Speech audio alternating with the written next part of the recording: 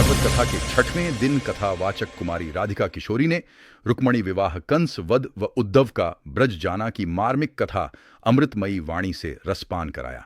श्रद्धालु श्रोता भाव विभोर होकर भक्ति में डूबे रहे। नमस्कार, आपका अद्भुत न्यूज में स्वागत है। बने रहे हमारे साथ।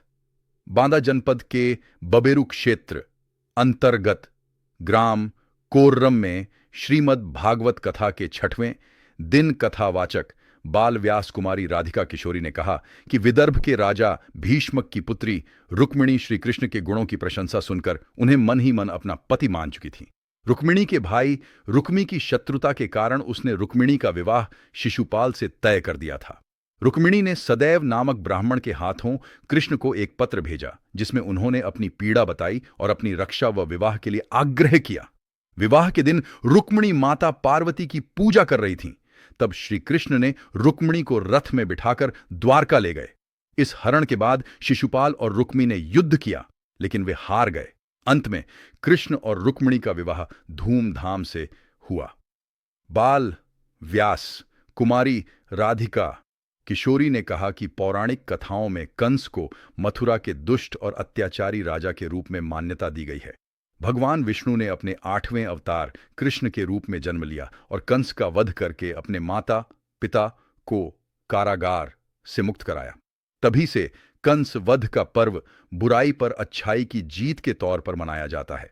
कथावाचक कुमारी राधिका किशोरी ने अमृतमयी वाणी से संगीतमयी कथा में कहा कि कृष्ण को मथुरा में ब्रजवासियों की याद सता रही थी। वे जानते थे कि गोपियां उनके विरह में व्याकुल हैं। उद्धव को अपने ज्ञान पर अभिमान था, इसलिए कृष्ण ने उनका अहंकार तोड़ने और उन्हें प्रेम का महत्व समझाने के लिए दूत बनाकर ब्रज भेजा। ब्रज का दृश्य। उद्धव जब गोकुल पहुंचे तो उन्होंने पाया कि पूरा ब्रज कृष्ण के वियोग में डूबा हुआ है।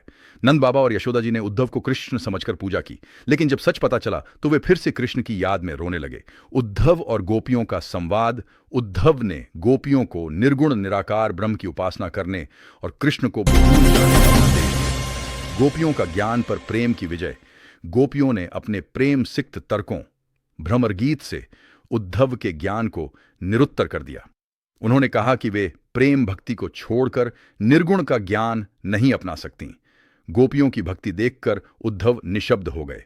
उद्धव की अनुभूति, ब्रज की दिव्य सुंदरता, गोपियों की व्याकुलता और श्री राधा रानी के प्रेम को देखकर उद्धव भाव विभोर हो गए और क्षण भर के लिए कृष्ण को भूल गए।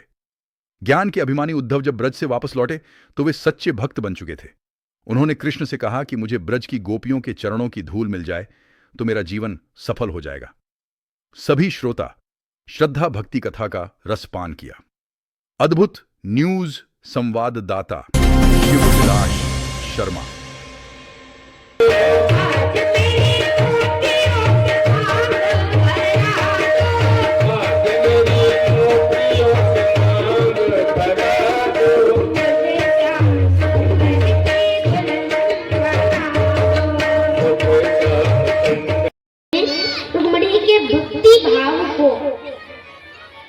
जानते हुए मैं भी रुक्मिणी को अपनाना चाहते थे, रुक्मिणी से ही विवाह करना चाहते थे, परंतु